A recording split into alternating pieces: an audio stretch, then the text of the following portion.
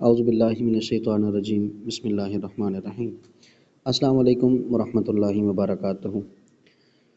आज हम chromatographic technique में जो इम्पोर्टेंट पार्ट करने जा रहे हैं दैट इज़ एडज़ॉर्प्शन क्रोमेटोग्राफी। ये एडज़ॉर्प्शन क्रोमेटोग्राफी की एक टाइप है कॉलम क्रोमेटोग्राफी, जिसको आज हम यहाँ पे डील भी करेंगे। बड़ी सिंपल सी है लेकिन थोड़ी सी टेक्निकल चीज़ें इसके अंदर हैं। तो ये स्क्रीन शेयर करने का मकसद सिर्फ ये है कि यहाँ से आपको कुछ चीज़ें जो हैं वो बता दी जाएं, लेकिन ये बेसिकली एक एक्सपेरिमेंट है कॉलम क्रोमेटोग्राफी, जिसको यहाँ पर हम अच्छे तरीके से डील करेंगे। तो इसके नोट्स जो है वो मैं आपसे शेयर कर दूँगा, लेकिन अभी जो है आप इस मेथड को समझें कि ये मेथड बेसिकली क्या है। तो यहाँ पे मैं ड्रा भी कर देता हूँ इसकी डायग्राम। कॉलम क्रोमेटोग्राफी का मतलब ये है कि आपने एक ग्लास ट्यूब लेनी है, that is basically called burette. ठीक है जी, इस तरह की उसकी शेप होगी। ये ब्यूरेट आप लेते हैं और यहाँ पे टैप वगैरह लगी होती है। ब्यूरेट से आप सारे फेमिलियर हैं। ठीक है जी, ब्यूरेट लिया जाता है। सबसे पहले आपने क्या लेना होता है, ब्यूरेट लिया जाता है। इस ब्यूरेट को हम क्या कहते हैं जी, कॉलम कह देते हैं। यहाँ पे ग्लास कॉलम है।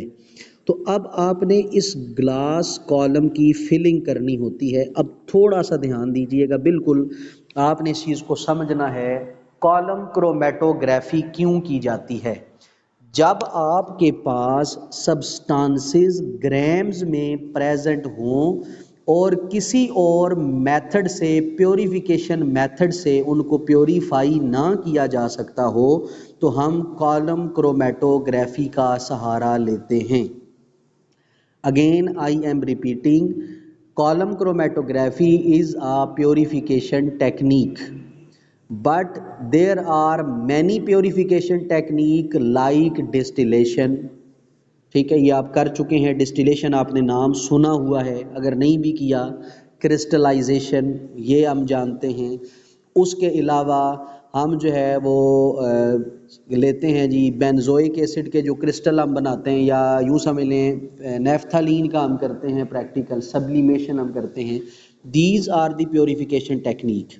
डिस्टिलेशन, सब्लिमेशन, ये सारी क्या हैं, आपकी प्योरीफिकेशन टेक्निक्स हैं। लेकिन जहाँ पर प्योरीफिकेशन टेक्निक्स बाकी फेल हो जाएं, जहाँ पे काम ना करें, वहाँ पे हम कॉलम क्रोमेटोग्राफी इस्तेमाल करते हैं। और कॉलम क्रोमेटोग्राफी बेसिकली इस्तेमाल की जाती है किसके लिए? ये इस्तेमाल की जाती है जो कंपाउंड्स आपके ग्राम में होते हैं और उनको सेपरेट करने के लिए, प्योरीफाई करने के लिए इस टेक्निक को इस्तेमाल किया जाता है। इसके लिए मैं आपको एक टर्म यहाँ पे बताता हूँ।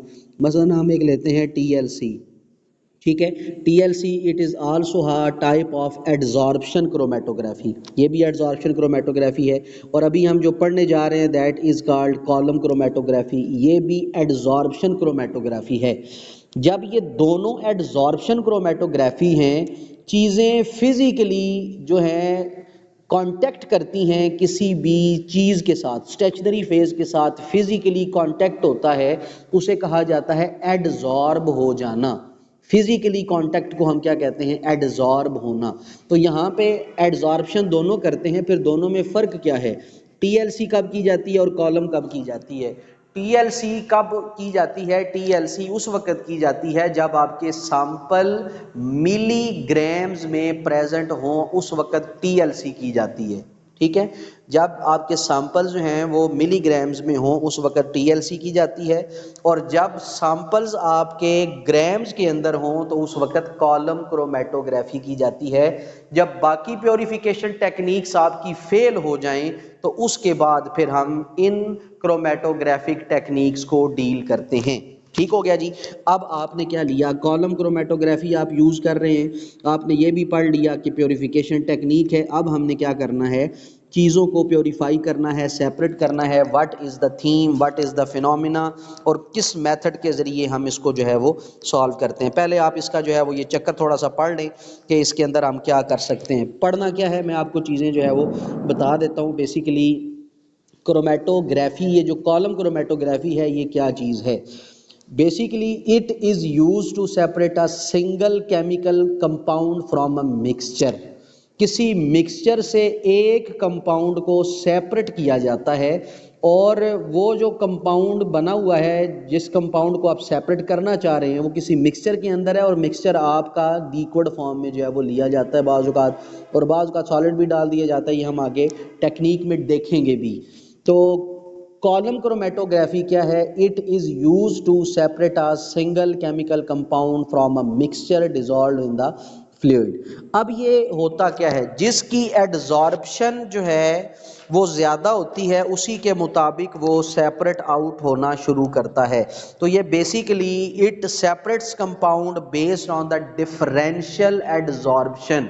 एडजॉर्प्शन हर केमिकल की अलग अलग होती है, उसका रेट अलग अलग होता है। जब वो एडजॉर्ब अपने अपने रेट के मुताबिक करेगा, तो उसके मुताबिक फिर हम देखेंगे कि चीज़ें सेपरेट होना शुरू हो जाती हैं।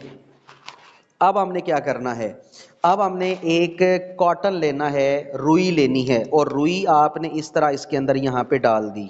ठीक है, 1 मिनट में इसको दोबारा ड्रॉ कर देता हूँ, ये रेज हो गया था। ठीक है जी, अब हम इसके अंदर जो है वो रुई डालेंगे। मसलन उसका कलर मैं अब तब्दील कर देता हूँ थोड़ा सा, उसका कलर यहाँ पे मैं ले लेता हूँ जी। ये इस तरह करके मैंने रुई इसके अंदर डाल दी है। ठीक है जी, ये रुई मैंने इसके अंदर डाल दी ताकि इसके अंदर से जो हम सॉलिड मटेरियल ले रहे होते हैं वो ना गिरे। ठीक हो गया जी, ये रुई आपने इसके अंदर डाल दी। बी अटेंटिव, ध्यान रखिएगा। रुई डाली, अब इस रुई को हमने वेट करना है। रुई को वेट किससे करेंगे? रुई को वेट हम करेंगे सॉल्वेंट के साथ। ठीक है, सॉल्वेंट किस तरह लेना है? एक आपके पास जो है वो ग्लास का पेपर सा होगा, या जिसे शक्कर भी हम कहते हैं, इस तरह करके उसके ज़रिए आपने जो है ना सॉल्वेंट लेना है। सॉल्वेंट मसलन आपका क्या होगा? सॉल्वेंट होगा इथानॉल और इथाइल एसीटेट। ये दो सॉल्वेंट, इन दोनों को मिक्स किया जाएगा 80-20% पे। अभी हो सकता है ये चीज़ें आपको इस तरह क्लियर ना हो। 80-20%, यानी एक की परसेंटेज 80 होगी और एक की परसेंटेज 20 होगी। इथानॉल और इथाइल एसीटेट। ठीक है जी, इथानॉल और इथाइल एसीटेट और भी इस्तेमाल किए जाते हैं, लेकिन अभी समझाने के लिए जस्ट आपको बता रहा हूँ। इथानॉल और इथाइल एसीटेट को आपस में मिक्स किया जाएगा और सॉल्वेंट बनेगा। ठीक है जी, ये सॉल्वेंट बन जाएगा 80-20% का। आपने इस सॉल्वेंट को इसके अंदर थोड़ा सा जो है वो डालना है। जब डालेंगे आप तो क्या करेगा, ये इस रुई को वेट करेगा। मसलन आपने यहाँ से ड्रॉप्स जो हैं वो गिराए हैं इसके, ये ड्रॉप्स आप यहाँ से गिरा रहे हैं, तो ये रुई अब आपकी, हम एज्यूम करते हैं जी, वेट कर गई है। ठीक हो गया। अब आपने क्या करना है, जब ये रुई वेट कर जाती है, फिर आप 1 सेंटीमीटर, तकरीबन 1 से 2 सेंटीमीटर सैंड ऐड करते हैं। यहाँ पर आप जो है वो अब सैंड ऐड करेंगे। ये मैं ब्लू कलर में ड्रा करता हूँ। मसलन यहाँ तक आपने सैंड को जो है वो इसके अंदर शामिल कर दिया। ठीक है जी, सैंड शामिल हो गई। जब आप सैंड शामिल करते हैं तो फिर आपने क्या करना है, एक स्लरी बनानी होती है। और स्लरी किसकी बनाते हैं? सिलिका जेल की। ठीक है जी, सिलिका जेल की हमने स्लरी बनानी होती है। बेटे प्रैक्टिकल करेंगे तो आपको अंदाज़ा होगा, वरना अभी जस्ट समझ लेंगे किस तरह हमने करना है। सिलिका लेना आपने, ये वाइट पाउडर सा होता है। ठीक है, ये अक्सर जो है वो लेदर के बैग्स जो आते हैं या शूज़ वगैरह के जो होते हैं डब्बे, उनके अंदर एक पाउडर सा उन्होंने रखा हुआ होता है कि वो ख़राब ना हो। तो वो बेसिकली एब्जॉर्बेंट होता है, मॉइस्चर को एब्जॉर्ब करता रहता है, उसे सिलिका कहते हैं। ठीक है, तो ये अक्सर लेदर की जैकेट्स के अंदर जो है वो पैकेट सा एक निकलता है सलीका का। ठीक है, ये जो सलीका है, अब ये सलीका, इसको आपने यूं डाला, ये पाउडर शेप में था। आपने इसका अब यहाँ पे बनानी है स्लरी, आपने बनानी है। ठीक है जी, स्लरी कैसे आप इसकी बनाएंगे? आप इसके अंदर जो है वो सॉल्वेंट ऐड करते हैं। पानी नहीं ऐड करना, सॉल्वेंट ऐड करना है। जो आपने सॉल्वेंट बनाया हुआ है वो सॉल्वेंट आप इसके अंदर ऐड करें, और सॉल्वेंट ऐड करके अच्छी तरह इसको जो है वो स्टिर करते रहें। इथानॉल और इथाइल एसीटेट का जो सोल्यूशन आपने बनाया था इसके अंदर डालें। जब डालेंगे तो एक स्लरी बनेगी। स्लरी कहते हैं कि आप, जिस तरह कोलाइडल फॉर्म होती है किसी चीज़ की, यानी वो प्योरीफाई, जिस तरह वाटर होता है उस तरह करके डिजॉल्व नहीं होगा, उसके पार्टिकल्स आपको बाहर नज़र आएंगे, वो इम्प्योर सा आपको एक लिक्विड नज़र आएगा, इसे स्लरी कहा जाता है। आपने क्या करना है, आहिस्ता आहिस्ता यहाँ पे आपने एक फनल लेनी है, ग्लास फनल, और ग्लास फनल के अंदर से आपने फिर स्लरी को पास करना है। मतलब इतनी स्लरी आपने पास कर दी। अब क्या करना है, स्लरी पास करने के बाद आपने ग्लास को उंगली के साथ हल्का हल्का टच करना है, ताकि कोई बबल्स या इस तरह की कोई चीज़ ना बन सके। ठीक है जी, आप उसको यहाँ पे वो टच करते रहेंगे, बबल्स ना बने। आपको यूं लगेगा कि ऊपर पानी है, ये नीचे जो है वो स्लरी होगी, ऊपर जो है वो यहाँ पे पानी होगा। अब क्या करेंगे, टैप थोड़ी सी यहाँ से ओपन करेंगे तो नीचे बीकर रखेंगे, ये पानी खुद ब खुद निकलेगा। ये पानी जब निकलेगा नीचे, आपने दोबारा जो है ना इसको फिर जो आपने ये सलीका वाला बीकर लिया था यही नीचे रख दें, ठीक है, यही बीकर आप नीचे रख दें। इसके अंदर ये पानी जो है वो यूं ही जाएगा, फिर आप शेक करके दोबारा यही अगेन डालें जब तक वो मुकम्मल स्लरी नहीं बना लेता, मुकम्मल सलीका की स्लरी नहीं बन जाती, तो आपने उस वक्त डालते रहना। मसलन अब आपकी यहाँ तक स्लरी जो है वो बन चुकी है, ठीक हो गया जी, ये आपने यहाँ तक स्लरी बना ली, ठीक हो गया जी। अब क्या किया जाता है, इसमें दो मेथड अब बताए जाते हैं। एक मेथड ये है कि फिर इसके अंदर थोड़ी सी यहाँ पे रेत डाली जाती है, ठीक है। एक मेथड ये बताया जाता है कि इस ट्यूब के अंदर जो है वो फिर एक जो है वो रेत जो है वो डाली जाएगी। मैं इसको थोड़ा सा साफ सा बना देता हूँ। या अगर रेत नहीं डाली जाती तो डायरेक्ट वो आप कंपाउंड लें जिसको आपने अब सेपरेट करना है, वो इसके ऊपर जो है वो डाल दिया जाता है। ये आपने अब ले लीजिए जो है ब्यूरेट, ठीक है जी, ब्यूरेट आपने ये इस्तेमाल की। ये ब्यूरेट का आपने वो टैप वाला सिस्टम रखा और नीचे आपने अब यहाँ पे बीकर रखना है। ये आपका कॉटन आ गया था। उसके बाद आपने यहाँ तक स्लरी ली, ठीक है, वो जो स्लरी बनाई। फिर अब आपने क्या किया, आपने दो इंक्स को मिक्स कर दिया है। मसलन आपने रेड और ब्लू, ठीक है, दो इंक्स को मिक्स किया, रेड और ब्लू इंक, इन दो को आपने मिक्स कर दिए, इसका मिक्सचर बना दिया। मिक्सचर कैसे आपने बनाना है, वही मेथड है आपका कि आप इथानॉल और इथाइल एसीटेट के अंदर ही इसका जो है वो मिक्सचर सा बनाएं, ठीक है। तो आप मिक्सचर सा बना लेंगे, अगर वो पाउडर बनता है तब भी, नहीं बनता तब भी, कोई इसमें इशू नहीं है। आपने इसको यहाँ पे डाल देना है, इस लेवल तक एहतियात से आप डालेंगे, यहाँ तक वो जो है वो आपका ये सैंपल आ जाएगा। फिर आपने क्या करना है, ऊपर से अगेन सॉल्वेंट डालना है, जो सॉल्वेंट आपने बनाया हुआ है। ये सॉल्वेंट डालेंगे तो क्या होगा, सॉल्वेंट इसको एडजॉर्ब करवाने में जल्दी करेगा। मसलन सबसे पहले जिसकी जो स्टिकनेस है उसके साथ एडजॉर्बेंट के साथ कम होगी, वो जल्दी निकलेगा। मसलन मैं यहाँ पे एज्यूम कर लेता हूँ, पहले जो है वो ब्लू कलर बाहर निकला है। मसलन हम मिसाल दे रहे हैं कि यहाँ पे ब्लू कलर आपको जो है वो नज़र आना शुरू हो जाएगा। हम ब्लू कलर को इधर डील करते हैं, मतलब ये इधर ब्लू कलर आपको नीचे जो है वो आता हुआ नज़र आएगा, और ऊपर जो है वो आपको रेड कलर जो है वो बाकायदा सेपरेट होता हुआ नज़र आएगा कि ऊपर रेड कलर है। तो अब आप क्या करेंगे, आप टैप खोलेंगे तो आहिस्ता आहिस्ता ये जो ब्लू कलर है ये आहिस्ता आहिस्ता ट्रैवल करते हुए इस तरह नीचे जो है वो बीकर के अंदर यहाँ पे जो है वो इकट्ठा होना शुरू हो जाएगा। ये आप नया बीकर ले लें या आपकी मर्जी है, ये सारा निकाल देंगे। अब पीछे क्या रह जाएगा, अब सारे का सारा यहाँ पे अब रेड रह जाएगा। अब आपने रेड को सेपरेट करना है, तो टैप ओपन करेंगे, टैप ओपन करेंगे तो फिर अगेन क्या आ जाएगा आपका, दूसरे बीकर में आप रेड को जो है वो कलेक्ट कर लें। That is called column chromatography, ठीक है। ये मैंने आपको सिंपल सी कॉलम क्रोमेटोग्राफी जो है वो करके बताई है। इस तरह कॉलम क्रोमेटोग्राफी जो है वो की जाती है। अब इसका प्रिंसिपल क्या है और ये किस थीम पे चलती है और किस फिनोमिना को डील करती है, हम सारी चीज़ें अब देखते हैं। मैंने डिफ़ाइन कर दी है, इस पेज का कोई इतना ख़ास फ़ायदा अभी आपको नहीं है, तो मैं अभी जो है वो इसका दूसरा पेज प्रिंसिपल वाला आपसे जो है वो शेयर कर देता हूँ कि कॉलम क्रोमेटोग्राफी का प्रिंसिपल जो है वो क्या है, ठीक है जी। अब ये यहाँ से तलाश भी करना पड़ेगा, principle of the column chromatography, ठीक है जी। ये प्रिंसिपल आपको लिखा हुआ यहाँ पे नज़र आ रहा है। ये प्रिंसिपल है व्हेन द मोबाइल फेज, मैं स्पॉटलाइट ऑन कर देता हूँ, when the mobile phase along with mixture that needs to be separated is introduce from the top of the column. अभी आप ये चीज़ पढ़ चुके हैं, आपने टॉप ऑफ द कॉलम से मोबाइल फेज को इंटर किया, सॉल्वेंट को इंटर किया आपने, ठीक है जी। जिसको आपने इंट्रोड्यूस करवाना है उसे टॉप से करेंगे। The movement of the individual component, जो इंडिविजुअल कंपोनेंट होगा फिर वो मूव करना शुरू करेगा, उसकी मूवमेंट को हम डील करेंगे। और किस तरह डील करेंगे ये आप आगे देखते हैं कि वो किस तरह मूव करेगा और कैसे उसकी जो है वो पोजीशन को देखा जा सकता है। वो मूव करेगा is at different rate, different rate पे मूव करेगा, मैं पहले भी बता चुका हूँ। The component with lower adsorption and affinity to statutory phase travel faster, जिसकी एफिनिटी, अट्रैक्शन या एडजॉर्प्शन लो होगी स्टेशनरी फेज के साथ। Stationary phase is a silica gel, जिसकी सिलिका जेल के साथ एडजॉर्प्शन या एफिनिटी कमज़ोर होगी, वो जल्दी मूव करेगा, तेज़ी से मूव करेगा। The component that move fast are remove first, जो तेज़ी से मूव करेगा वो पहले आप उसको रिमूव करेंगे। अब दूसरा देखें, the adsorption of the solute molecule to the column occur in the reversible manner. जो एडजॉर्प्शन है सोल्यूट की, वो कॉलम के अंदर रिवर्स प्रोसेस में होती है, ठीक है, वो रिवर्स प्रोसेस में होती है, यानी ऊपर से नीचे की तरफ आता है। और जो दूसरी क्रोमेटोग्राफी है उसमें नीचे से ऊपर की तरफ जाता है मॉलिक्यूल। अब यहाँ पे ऊपर से नीचे की तरफ जो है वो ये ट्रैवल करेगा।